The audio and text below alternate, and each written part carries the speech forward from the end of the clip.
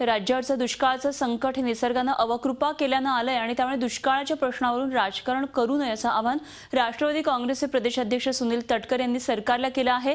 तर दुष्काळात चारा छावण्यांची मागणी होत असताना सरकार त्याकडे दुर्लक्ष करत असल्याचा आरोप माजी मुख्यमंत्री अजित पवार यांनी केला आहे।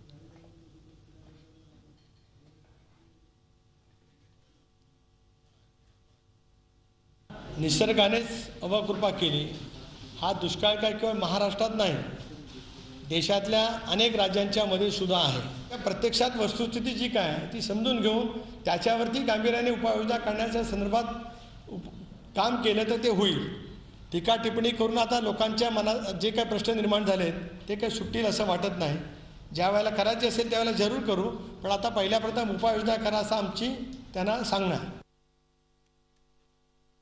पुण्यामध्ये मुंबईमध्ये नव्या मुंबईमध्ये ज्यावेळेस स्थलांतर मोठ्या प्रमाणावर चाललंय, हे मध्ये तर आम्हाला सभागृहात म्हणले स्थलांतर झालंच नाही, आणि ज्यावेळेस त्यांना कळलं की स्थलांतर झालं त्यावेळेस एकनाथराव मला वाटतं शिंदे देखील काही भागामध्ये गेले आणि त्यांना जेवण वगैरे देण्याचा प्रयत्न त्या ठिकाणी झाला।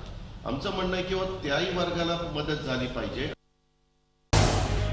झी 24 तास रहा एक पाऊल पुढे।